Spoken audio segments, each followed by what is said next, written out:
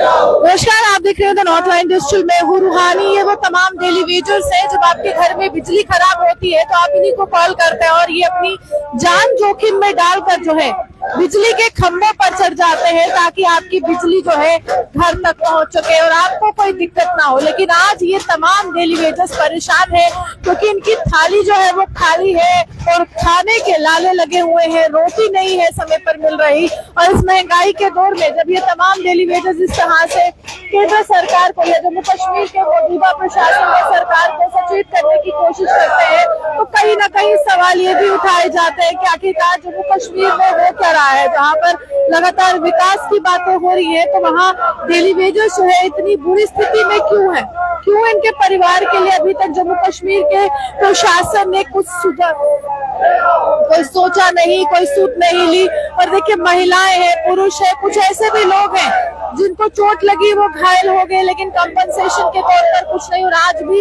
नौकरी करने पर ये लोग जो है वो मजबूर है। तस्वीरें देखिए, 24 दिन से ये तमाम डेली वेजर्स जो है इसी तरह से धरने पर बैठे हुए हैं, हाथों में थालियां ली हुई है। और ज्यादा से ज्यादा इस वीडियो को जो है आप शेयर कीजिएगा ताकि प्रशासन तक इनकी आवाज जो है वो पहुंच सके और थाली जो खाली है उसको लेकर जो है जम्मू कश्मीर का प्रशासन जो है इन तक जो है वो पहुंच सके। क्योंकि 24 दिन का समय बीत चुका है, आज तक जो है कहीं ना कहीं कोई भी सूद लेने के लिए यहाँ पर नहीं जो है वो पहुंचा। एक महिला मेरे साथ है, आपसे बात करने की कोशिश करेंगे। कहाँ से आई है आप भी यहाँ पर काम करते हैं डिपार्टमेंट में डेली वेजर के? उधमपुर से काम करती हूँ। क्या क्या परेशानी हो रही है? 9,000 देते हैं, नहीं कोई खर्चा पूरा नहीं कुछ हो गया। परिवार में कितने लोग हैं आपके? हमें कोई 4 बच्चे हैं, 3 लड़की है, 1 लड़का है। बच्चे पढ़ रहे हैं आपके? हाँ पढ़ रहे हैं, 2 क्या कर पढ़ाई का खर्चा कैसे उठा? पैसा ही नहीं थे, कहाँ पढ़ाने, कुछ बैठे हैं घर में ऐसे ही, पैसा ही नहीं, खर्चा अभी मुख्यमंत्री साहब को क्या साथ गुजारा करती हूँ, बहुत मुश्किल के साथ गुजारा करती हूँ, क्या करूँ। इथे तक आई, जम्मू तक, वो भी किसी से पैसे ले तो किराया दिया तो फिर आई, कैसे आना। नहीं वही 9,000 का क्या बनता है आज। लेकिन सरकार को तो महंगाई लगती नहीं है, एमएलए अपनी सैलरी बढ़ा लगती है, गरीबों को सुनता है, खुद के लिए लग रही है। सही बात है, सही बात है, क्या करूं, इतने दूर से आई है, किराया किसी से मांगा तो आई, क्या करना। आपसे जानने की कोशिश करेंगे सर, कितने दिन हो गए यहाँ पर बैठे हुए और क्या कोई जम्मू कश्मीर का जीता हुआ नुमाइंदा, कोई एमएलए, कोई मंत्री जम्मू कश्मीर सरकार का कोई भी पहुँचा? मैडम जी 25 दिन हो गए जहाँ हम बैठे हुए। हमारी सैलरी जब 9300 देते हैं, हम चाहते हैं गवर्नमेंट से हमारी सैलरी बढ़ा दी जाए और हमें पक्का कर दिया जाए मैडम जी। तो हमारे जो कुछ भाई हैं, किसी की टांग टूट गई, किसी की बाजू टूट गई, ये हमारा कोई यहाँ देखने के लिए नहीं आया। जब वोट की बारी आती है तो हम सही मांग लेते हैं, हमें ही सरकार थी कि जब जम्मू कश्मीर में चुनाव हुए कि सरकार नहीं बनेगी तो कुछ बदलेगा। हाँ सोचा तो उन्होंने हमसे वादे किए थे, अब जीत गया, अब वो नहीं देख रहे हैं हमारी तरफ से। आपके एमएलए के विधायक से भी आप मिले होंगे कभी? सभी से मिले हैं, सभी से वादे करते हैं, उसके बाद जब जीत जाते वो हमारी तरफ देखते नहीं है। अब फिर से आएंगे, फिर से हमसे मांग करेंगे।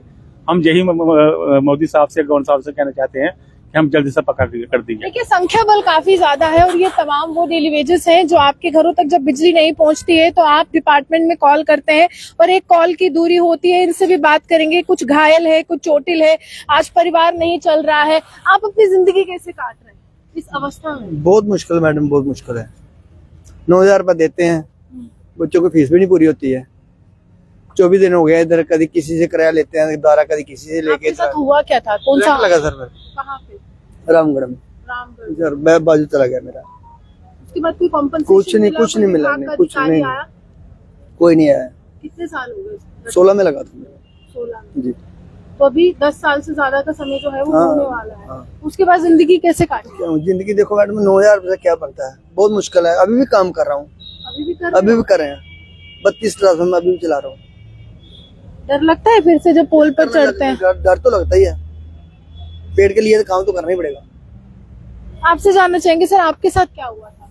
सर मेरा नाम दीवान चंद है, मेरा सौजा खड़ूर है। सर मुझे 2002 में करंट लगी थी लेवड़ी की बिकी और मेरा हाथ चला गया, बहुत मुश्किल हो गया। परिवार में कितने लोग हैं आप? सब परिवार में 4 लोग हैं और बड़ी मुश्किल से टाइम पास कर रहे हैं। 9,000 में तो आप कह रहे हो आपका गुजारा नहीं होता। हमारे एमएलए जो है या लगातार मंत्री, उनको लाखों रुपए सैलरी मिलती है, वो कह रहे कि उससे भी नहीं होता है। सर देखो, हमारे माननीय प्रधानमंत्री साहब कहते हैं बेटी पढ़ाओ बेटी बचाओ। अब बेटी पढ़ाए कैसे, बेटी बिचाए कैसे, खुद नहीं बच रहे हैं। अब जहाँ पे थाली भी खाली है, जेब भी खाली है। आज चाहे 24 दिन बैठे हो गए हैं, हमारे कोई शुद्ध नहीं ले रहा है। अब यही उम्मीद रखे हमारे आदरणीय श्री MD साहब हैं, उनके चैनल में बैठे हैं, चाहे उनको कुछ खौफ आए, या हमारे मुख्यमंत्री है अमरुद्दौला जी, उन्हीं का तो विभाग है, बिजली विभाग, वही तो देख रहे हैं। सबके पास विभाग है, तो पता नहीं कहाँ सोई हुई, उनको जाग नहीं आ रही है, वो जागे नहीं है। बिजली जब खराब होती है कॉल आते हैं रात रात भर आपको कि बिजली ठीक कर दो, आप चढ़ जाओ पोल पे, बारिश भी हो रही है, कोई बात नहीं, काम कर लो। सारे सोना तो कब खाना खाते हुए हमारी 4 बार कॉल आ जाता है, तार टूट गई है, लैंड फॉल्ट हुई है। सर मेरे पास एरिया ही चौकी चौरा वाला पहाड़ी एरिया, वो किलो को जंगल है, और मेरे पास 40 ट्रांसफार्मर है, और अकेला मैं काम चलाता हूँ। अब वो लोग रो रहे हैं, कहते क्या हो रहा, कहाँ सोए हुए, क्या बना, क्या नहीं हुआ है। सर पता नहीं किस नींद में सोए हुए, इनको नींद ऐसी आई है, वो जाग नहीं रहे हैं। ठीक है, आपको दिखाते हैं यहाँ पर ये 24 दिन से बैठे हैं। अखिल जी मेरे साथ है जो इनका नेतृत्व कर रहे हैं, और काफी लंबी लड़ाई जो है अखिल जी सालों से इनके लिए लड़ रहे हैं, लेकिन ट्वीट्स आ जाते हैं कभी मुख्यमंत्री के, कभी उपराज्यपाल के कि रेगुलर हो गए, लेकिन वो भी एक तरह से शगुफा ही निकल जाता है। अखिल जी क्या हुआ, क्या है इन 24 दिनों में, जिंदगी में कुछ बदला है आपके लिए? जिंदगी में मैम बड़ा कुछ बदला है। आप देख रहे हो हमारे साथी टांगे कट गई, बाजू कट गई, आप ये देखो चेहरे, अब ये तो 50 के ऊपर हैं, रिटायर होने वाले हैं। आज 24 दिनों से लगातार हम बाहर बैठे हुए हैं, क्योंकि हमारी जो फाइल है 557 की DPC हुई है, has a post by, back and post होती है हमारे डिपार्टमेंट के पास, हैज ए पोस्ट बाई। हम इनको ये नहीं कह रहे कि आप हमारा SRO बनाओ, हमारे डॉक्यूमेंट्स बनाओ। हमारी ऑलरेडी पूरी PDD विभाग की SRO 381 के तहत हमारी सैनिटरी फिक्स है, सारा कुछ है। SRO 381 के तहत 2013 में उमर सरकार थी, 876 जम्मू के पक्के किए, 1500 श्रीनगर के किए मैडम। उसके बाद अब 19 में जूटी बनी, जब जूटी बनी, जूटी में भी 19 में भी परमानेंट हुए, 22 में हुए, 22 में एज ऑफ रिलैक्सेशन के 55 बंदे रह गए।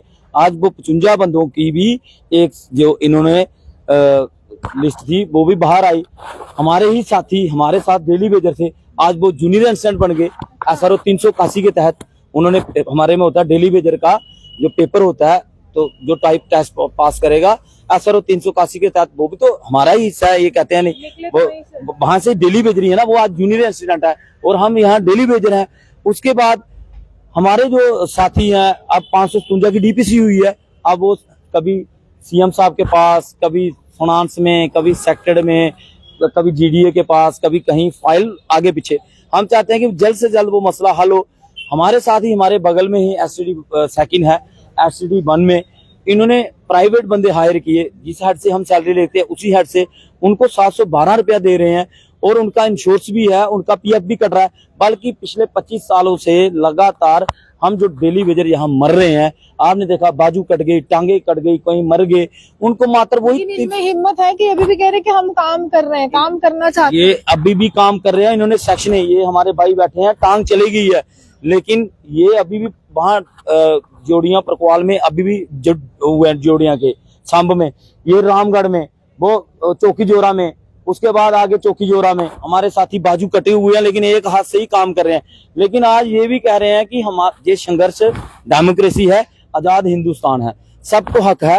हर एक बात के लिए ट्वीट आ जाता है, हर एक चीज के लिए, सियासी मसला हो, 1931 का मसला हो, दीवारें फांदनी हो तो मुख्यमंत्री पहुंच जाते हैं। लेकिन आप लोगों के घर का मसला है, आपके परिवार का मसला है, रोजी रोटी का मसला है, उस पर ना ट्वीट आता है, ना कोई मंत्री मिलने आता है। हम आपके माध्यम से उमर साहब से यही कहना चाहते हैं कि PDD विभाग उमर साहब के पास है, और ये उसी फैमिली का एक हिस्सा है डेली वेजर, और ये वो मुखिया है और ये उसी फैमिली का हिस्सा है।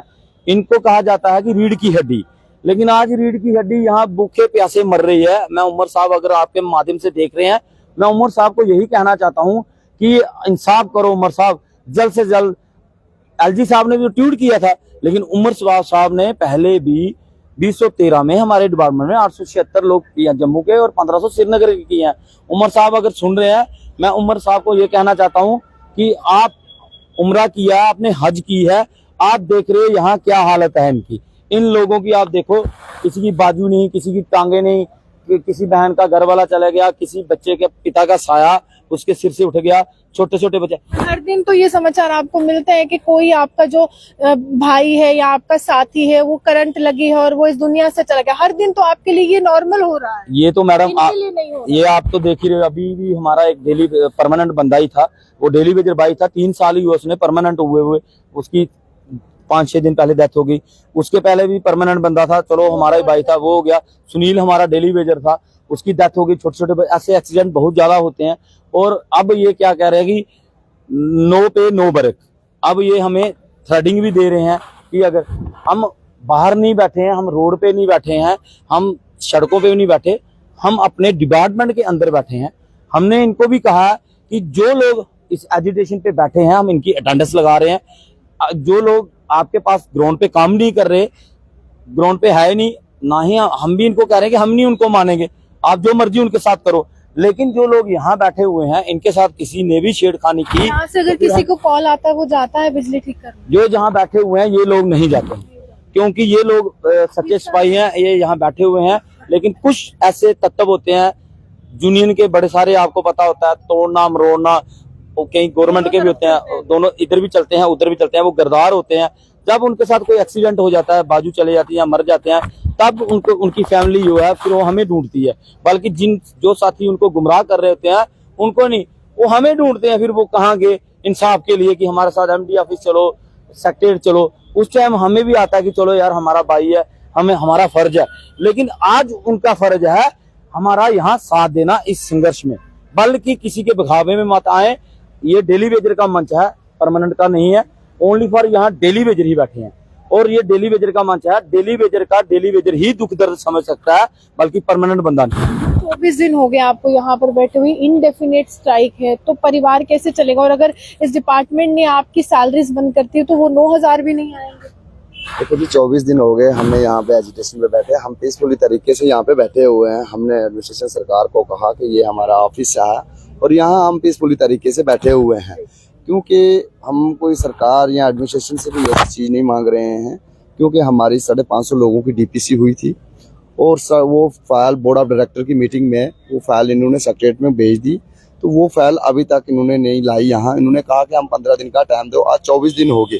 रही मसला सैलरी का, अगर 9,000 रुपया सैलरी देते हैं, आप खुद सोचो जी कि अगर 9,000 रुपये से हम अपना खर्चा चलाएं या परिवार को पढ़ाएं, बच्चों को पढ़ाएं, या कैसे घर चलता है? आज के टाइम में नहीं चलता है।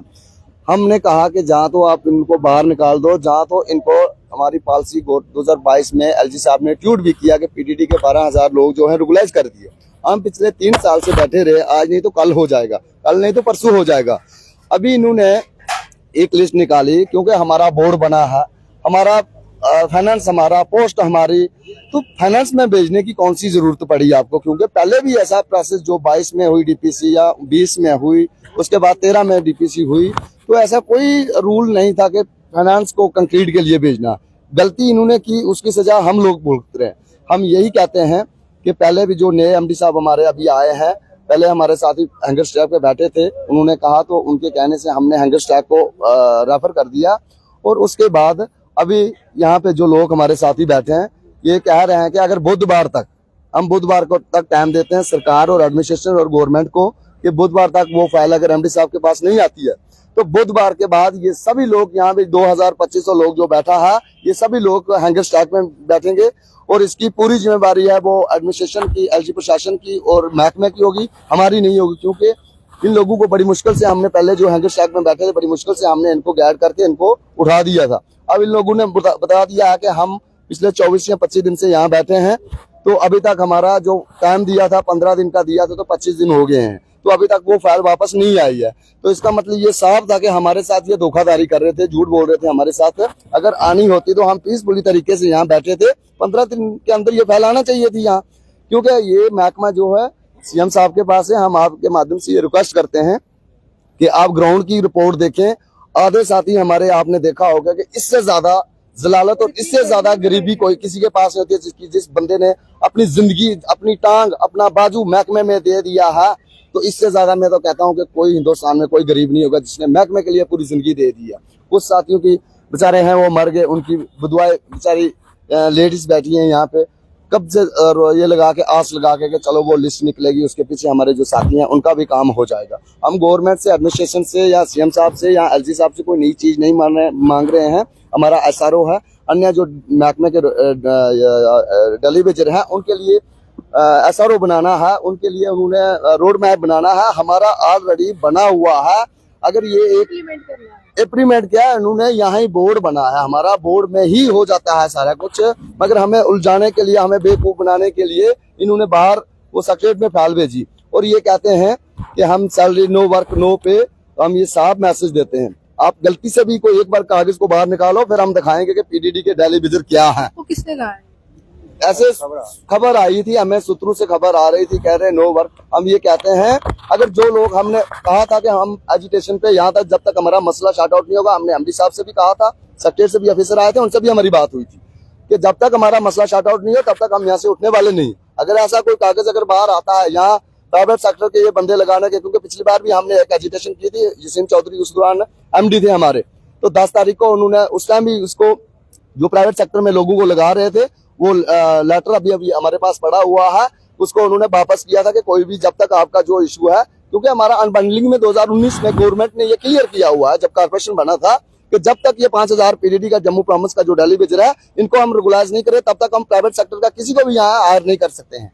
तो ये अगर हम अभी तो पीसफुली तरीके से बैठे हैं, अगर कोई भी ऐसा करते हैं तो फिर उसके लिए वो भी तैयार हो जाए। देखिए, साफ तौर पर चेतावनी है मुख्यमंत्री को, क्योंकि उनके पास ये विभाग है, लेकिन कहीं ना कहीं परेशानी का सबब ये है कि बहुत भीषण गर्मी पड़ रही है। बरसात का मौसम है, बारिशों में भी ये लोग यहाँ है, गर्मी में भी यहाँ है, और यहाँ पर बैठते हुए ये लोग जो है कुछ इसमें विकलांग है, लेकिन वो फिर भी हिम्मत नहीं हार रहे हैं। उनको उम्मीद है कि अगर ये एजुटेशन रंग ले आई, अगर ये एक नया रूप ले गई आंदोलन का, तो हो सकता है इनके परिवार वाले खुश रहे, रेगुलाइजेशन के दौर में ये आ जाए, सैलरी एनहांसमेंट हो जाए, रेगुलर हो जाएंगे तो नौकरी एक समय से पक्की ही मानी जाएगी। लेकिन फिलहाल जम्मू कश्मीर का प्रशासन टस से मस नहीं हो रहा है और एक बार फिर से डेलीवेजर्स जो है वो सियासत की भेंट चढ़ रहे हैं। जहां पर तमाम सियासी मसलों पर सीएम का ट्वीट आता है या बयानबाजी होती है, वहां पर इस एक बड़े मसले को लेकर एक बार भी उन्होंने अपना मुंह नहीं खोला है, जिसके बाद सवालिया निशान यही है, क्या लोगों की जिंदगी जो है उनके लिए इतना महत्व नहीं रखती है